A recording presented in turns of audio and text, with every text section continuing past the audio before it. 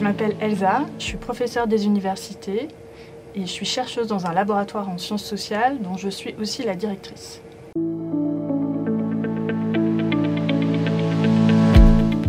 L'objet que j'ai apporté aujourd'hui, c'est le dernier livre que j'ai écrit, puisque le travail d'une chercheuse, ça se traduit souvent par des publications d'articles dans des revues scientifiques, de livres. Et la particularité de ce livre, c'est que c'est un roman qui s'appuie sur mes recherches, qui porte sur le travail des urbanistes.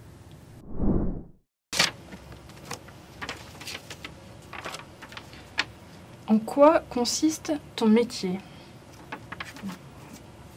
Alors, mon métier, il consiste en beaucoup de choses. Professeure des universités, c'est être enseignante et chercheuse.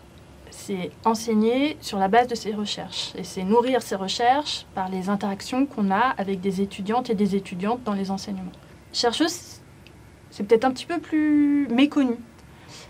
Les chercheurs et chercheuses, le point commun, quelle que soit notre discipline, c'est qu'on produit des connaissances nouvelles et on s'appuie pour ce faire sur les connaissances qui existent déjà et on déploie des méthodes de travail pour en produire des nouvelles.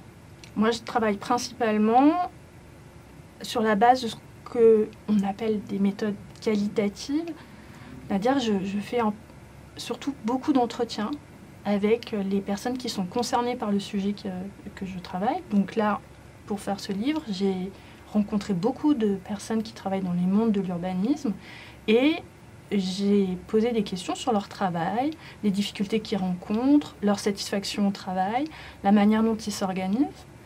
Donc être chercheuse, c'est avoir de la curiosité, de l'intuition, être patiente, parce que ça prend du temps de faire de la recherche. Et sur certains aspects, en tout cas en sciences sociales, c'est solitaire. Parce qu'on passe beaucoup de temps en bibliothèque, à lire, à écrire.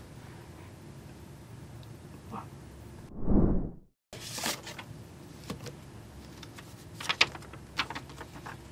Avec qui travailles-tu au quotidien ? Alors je travaille avec beaucoup de monde. D'abord, je travaille avec les étudiants que je peux avoir en cours. Et plus particulièrement les étudiantes et les étudiants dont j'encadre le travail, en particulier le travail de thèse.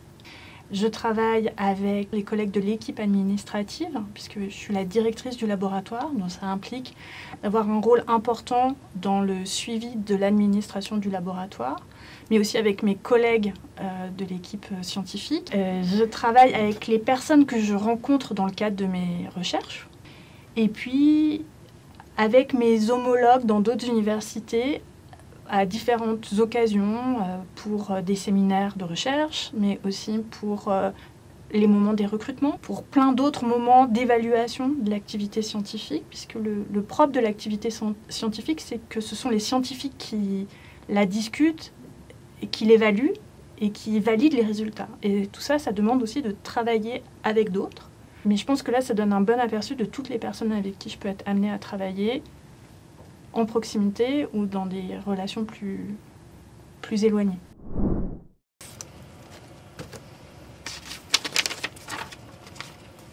Quel est ton parcours étudiant et professionnel ?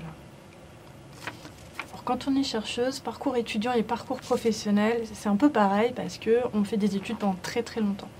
Moi, j'ai commencé par des études à l'université en biologie. Ensuite, j'ai fait une maîtrise d'aménagement. Ensuite, j'ai fait un DESS, donc 2 ans de plus en urbanisme. Ensuite, j'ai fait un DEA d'urbanisme. Donc là, ça fait déjà 7 ans d'études. Ensuite, j'ai fait une thèse de doctorat, 5 ans d'études. Et à l'issue de ma thèse de doctorat, j'ai fait un post-doctorat dans une université anglaise. Et après, j'ai été recrutée comme maîtresse de conférence à l'université. Au cours de mes années à l'université, j'ai fait plusieurs séjours dans des universités étrangères, en Espagne, en Angleterre, aux États-Unis.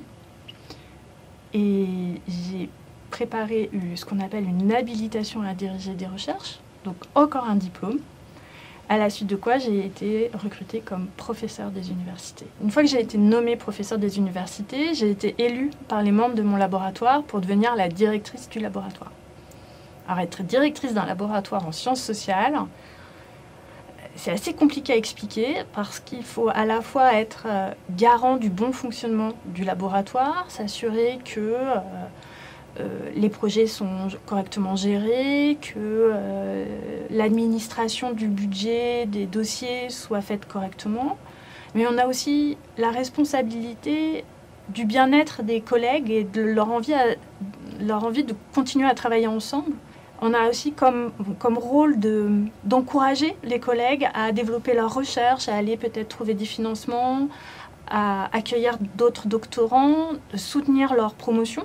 Autre dimension très importante, on est l'interface avec les établissements dont le laboratoire est une des composantes, puisque je suis dans un laboratoire qui en fait fait partie de 3 établissements différents.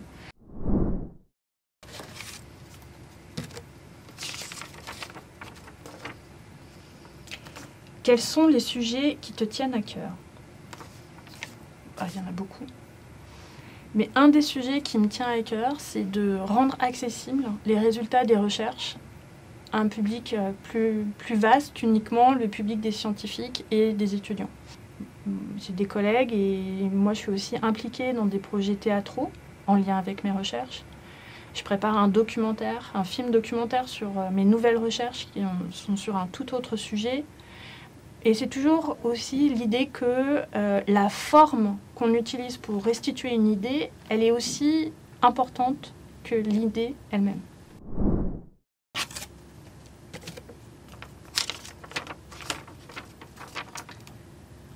Le mot de la fin. Alors, le mot de la fin, moi j'en aurais 2, 3.